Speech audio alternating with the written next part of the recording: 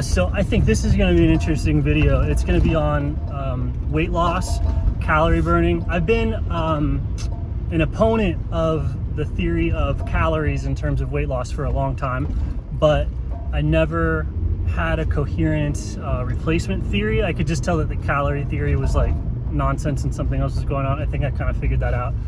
And then this also links into bulimia and like cluster B personality disorders, especially psychopathy. So if you understand weight loss or body shape maintenance, you can understand psychopathy and bulimia as well. So the first thing is that your body shape, like if you're shredded or not, like if your skin's pulled taut, that's a breathing thing, right? So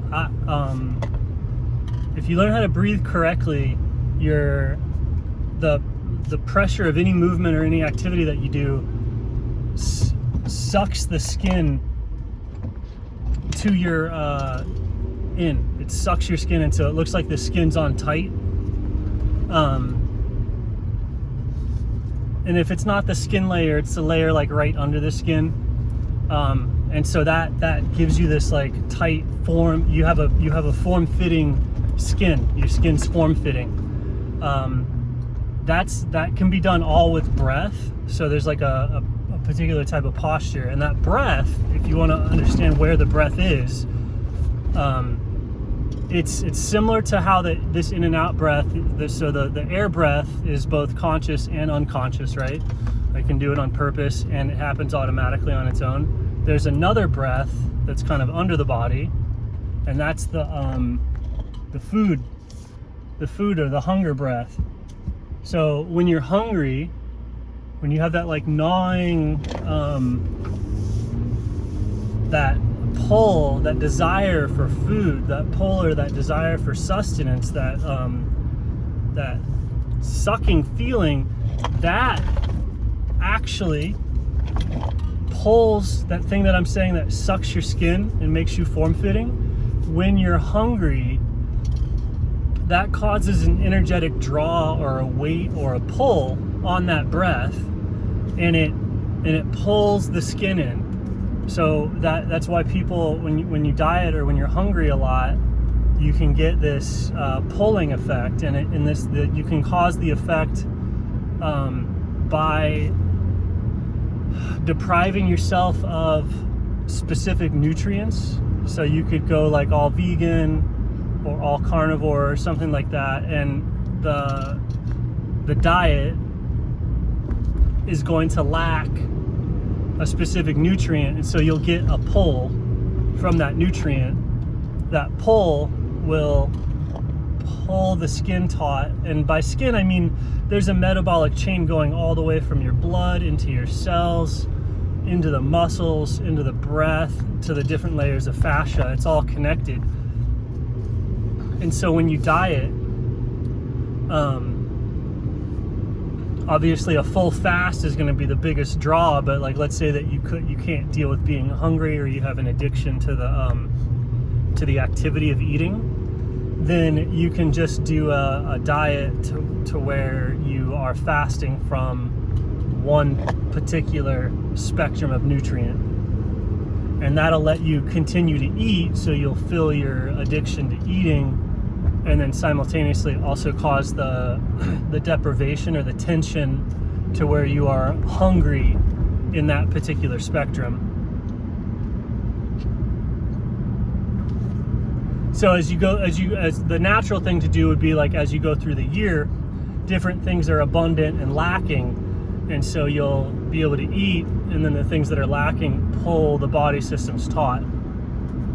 The body system being pulled taut and in and connected is like that's a component of health. It needs to be, it's like a tensegrity structure, so you need to have tension at every level. Like there has to be a tension. The tension is also synonymous with the energy of the circuit. The energy system's moving. So with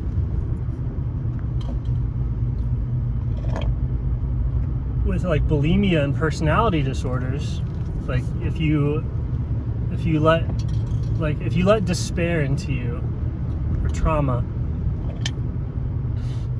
sorry, my nose is running. If you let trauma into you, then that sinking feeling, like when I get it, my despair is like in my heart, and it pulls everything taut. It's like a gnawing hunger, right? Like nothing's good enough or whatever. So imagine putting that emptiness, you know, everybody has like a particular emptiness in them. Imagine putting that in the stomach, that insatiable thing that's behind depression. So you put it in the stomach and it pulls taut that whole metabolic chain, everything associated with the stomach energy systems. And so that's anorexia. And you can see that having that despair, having that depression in your eating causes the kinetic chain to get pulled so taut that you just become a gaunt skeleton. It's pulled so tight that there's not room for anything else. Like the correct amount of tension is where you're pulled tight and it squeezes out, you know, fat that's not supposed to be there. It squeezes out muscle that's not supposed to be there. It squeezes out cancer that's not supposed to be there. This is why periodic fasting is good for you. It's not the calorie thing exactly. It's the tension, which is attention.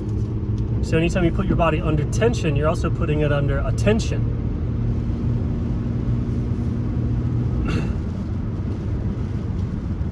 So in these tension patterns, at first you might find the tension with an exercise or with a guided meditation or something like that, but eventually that tension just becomes part of who you are, and you just use it all the time, and it remains at attention, and it's just the background state of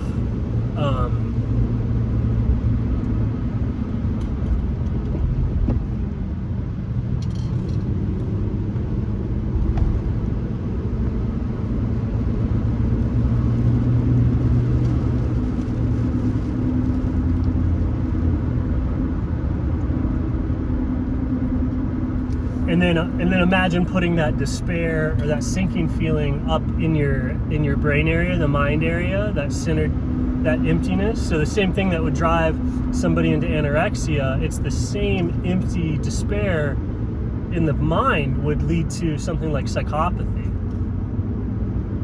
or narcissism. You know, I'd say borderline disorder is probably like the emptiness is like right between the mind and the communication. Psychopathy is probably the emptiness is way up high. Narcissism would be in the eye.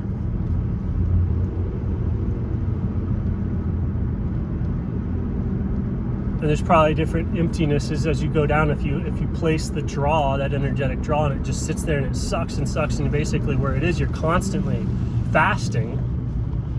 You're constantly fasting from whatever. So in some sense, you have a tremendous insight because of all the attention in that area, but then also just a complete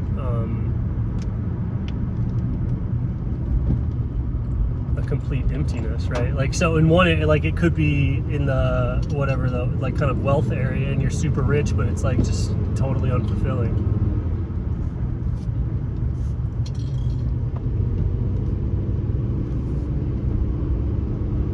Because the tension and the constant fasting pulls everything taut to the point where you're like, oh, you are a master in that area. Like where that infinite emptiness and that infinite heaviness is carried in the body, it's like you're simultaneously a complete master and then also like totally dysfunctional, like no foundation sort of thing. And I mean, now that I think about it, like you see that in every single personality disorder that you can get involved in.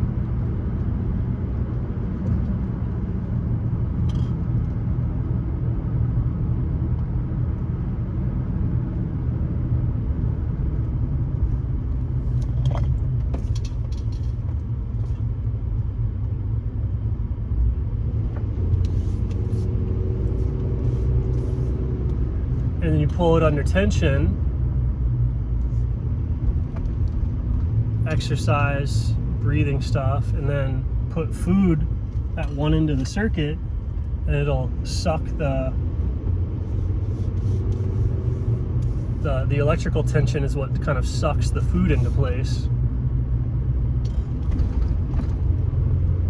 You get muscle. And then with inattention, so like if there's never any fasting, or the breath of the tissue isn't sped up or whatever, so that there's no tension, then it just kind of fills up like a bag. So like fat basically, where there's tension in the body energy system, the fat comes in and fills it up, and that by filling it up, it keeps it under tension. It keeps everything at the correct tension. So people's weight dimorphism or whatever is like everyone has the same level of tension, because you need to be roughly neutrally buoyant. So you're either consciously generating the tension, consciously breathing, or the body creates the tension via like unconscious tension or like fat.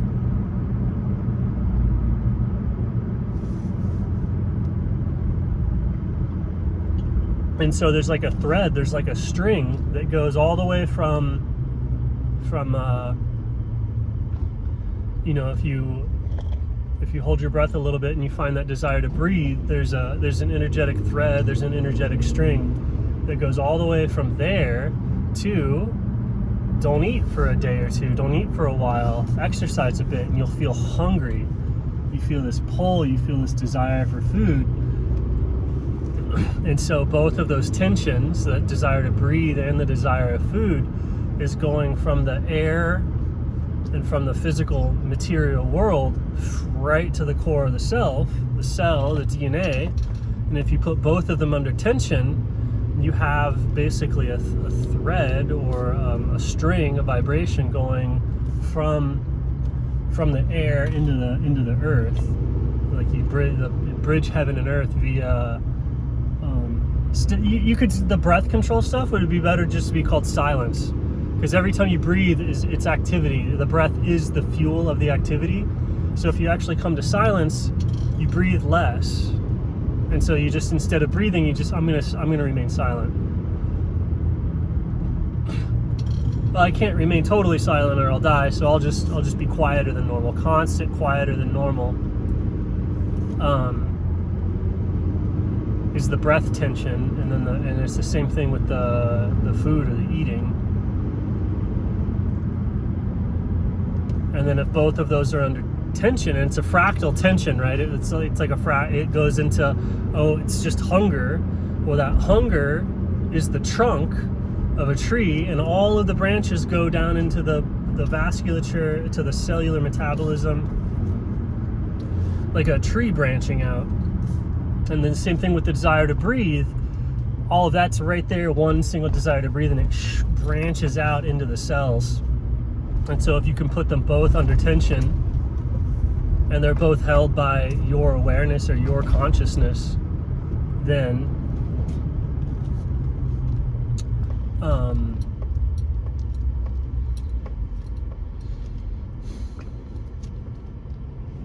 you can move with the the entirety of the being, without there being a lot of unconscious aspects of the body or the breath.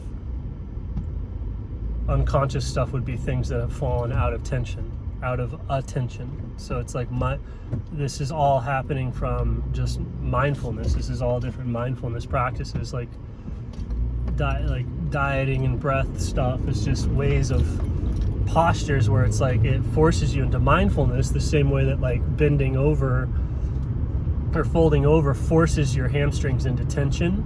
Different breathing things, different diet things forces your mind into mindfulness.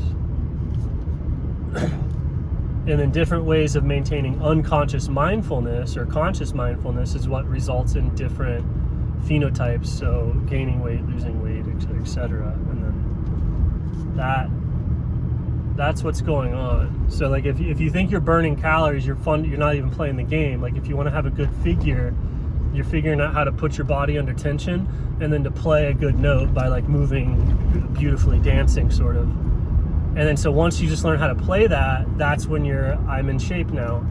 Not like, oh, I have to constantly eat less calories or just constantly do this other thing. It's like that's a result of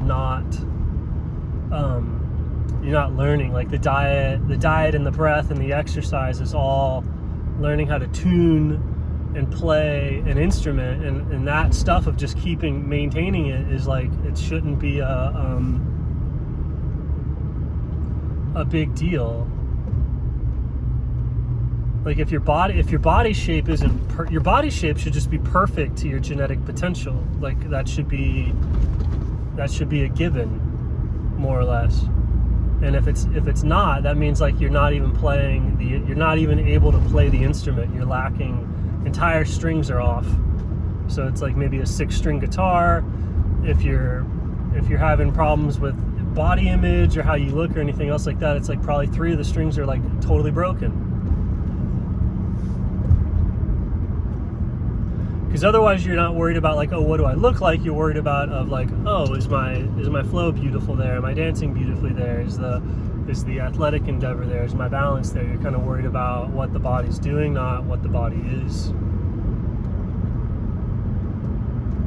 And so I think this is difficult for a lot of people because they think they're thinking in terms of like